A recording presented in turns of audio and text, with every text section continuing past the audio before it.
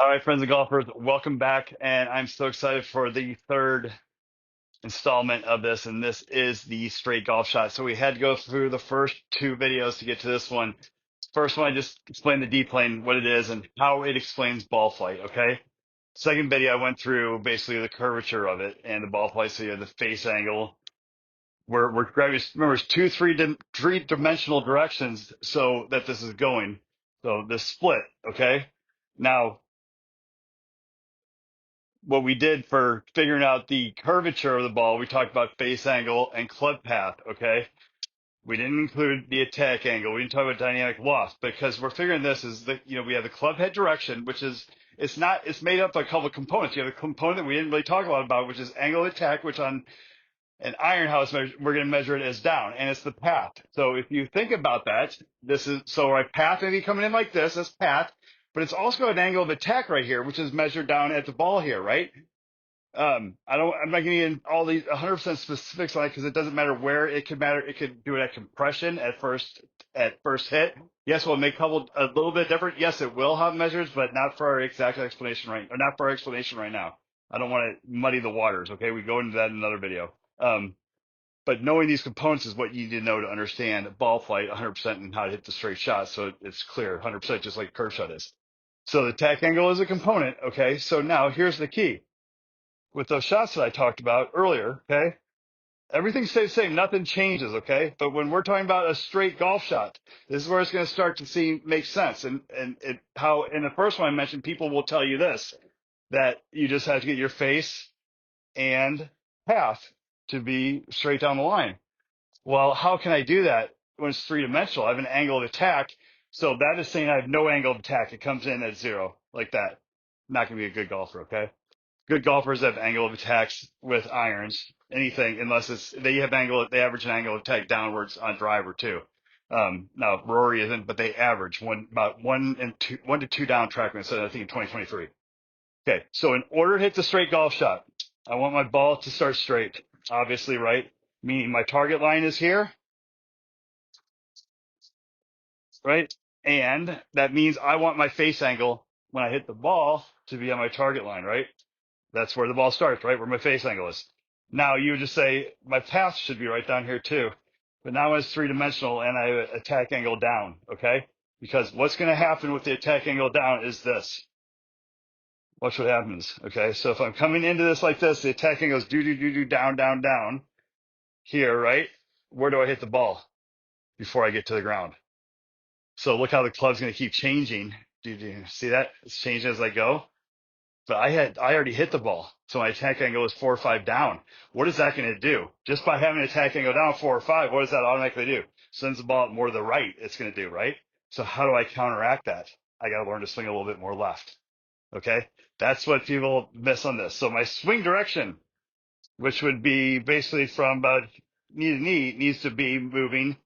If this were straight, kind of like this. Okay, a little bit to the left. Why? Because I have an attack angle down.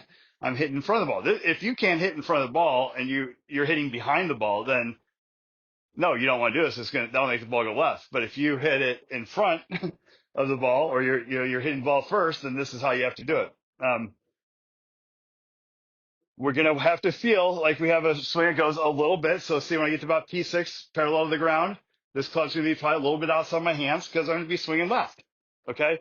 Now I have a bad shoulder, so maybe I'll try one for you here, but I did one earlier, and you see there my face angle was a little close. You can see barely left, but when you take attack angle down and club path down, two negative numbers, look at where I was at. Almost perfect. Okay. So I'll try one more here. See if I can get a little bit more left and a little more down to show it to you is what I want you to see. This isn't an easy shot for me because I draw. I typically draw the ball. So when I play the shot, I usually have to play a big cut, not just a little one like I'm trying to hit for you right now. Let's see how that is.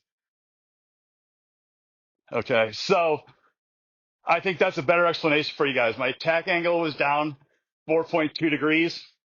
Base angle was 1.1. Okay, meaning what? The ball started a tad right of my target, tad it would have, right? If it starts on the face angle, club path of negative 0.02. So when I got down to about the ball, it was pretty almost zeroed out, right? When you take in those dimensions. So I did a good job, a very good job hitting a pretty straight shot. If you're within one like this, we'll call that a pretty straight shot. Okay. That moved, and I can even look on this and tell you guys how much that ball moved. Like I said, I would have rather had it. Let's see here if I go. Let me get this for you real quick. Oh, okay. Let's see. And okay, we're gonna get how much it moves. Where the I was yeah. So 11 feet. It moved 11 feet on a 7-iron. Okay, so maybe you want that's 3 yards.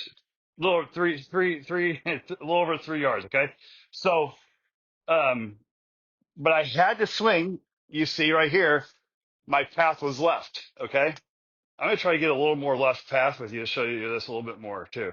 This one. So I'm gonna open up a little more. I'm gonna play the ball forward. Okay, and swing a little bit more left and feel like I have to feel like I hold the face open. And I feel like I started a little maybe too left, but we'll see. Yeah, I did. I played a cut. That was more of a cut shot. So you can see club path was 4 degrees left, -4. My tack angle was 3.2 degrees down, but my face was 2.5 degrees close. Okay. So that means my face was inside my path like this. See, my path is the blue one and my face was this one. So that's why I cut almost perfect back into the target. Okay. Dynamic loft to 27, 2.8 to the right, D plane tilt. And that is the D plane tilting. Okay. Excuse me. Say it's tilted to the right, in which the ball did go to the right. So you take this and it just shifts to the right. Okay. So straight shot. If you are a golfer that has a low point. Now, let's talk about low point. Is this. Every golf swing has some low point. If you just watch this, it bottoms out somewhere, right? Okay. If you're a golfer who has their low point like this in front of the ball with every ball, everything that's on the ground pretty much, then this is for you because that means you have that negative tech on. Now, if you're one that hits back here all the time fat, well, then you're not going to want to do this. You're not going to want to be more over the top. You're not going to be more like close fat. It's not going to work. You're going to have almost the opposite effect. So what I prescribe is figure out how to get in front of the ball is the number one goal for any golfer should be if you're hitting behind it. Okay. And I have a bunch of videos on that because I feel like that's the number one thing to kill and understanding this. Two biggest things that are getting better. So now I can hit any shot in the books. I know exactly what I have to do. You saw me just analyze it and pick it, and I don't need the Trackman numbers to know it. I can nail any one of them. I may not be exact. I may be club path. I'll go maybe it was -2, but it doesn't matter if I understand. If I said -2 path and -1 for face, it would be the same, almost the same relationship and the same curvature. One final point to this. I know this has gotten long. Okay. The difference between these two, the larger it gets between path and face angle, okay, the bigger the gap gets, the more the ball curves, okay? So if I have a club path of, say, 0 and a face angle of 8 to the right, that ball is going to start way to the right and curve a lot. And then you get a driver that's in the air longer, it curves even more, okay? That's 1.2. And the other thing is to check out one of my driver videos. Driver video talks about bulge and roll, about what happens when we hit on the toe and the heel of face of the driver, which changes things. And we also, most of us want to be hitting up on the ball with the driver. So we're going to want our low point behind. So that's just another little tip. So this has been fun. Okay, guys, good golfers swing a little bit more to the left. Your face is going to be where we're going to want our face where we want it to go, right at the target, pretty straight, right?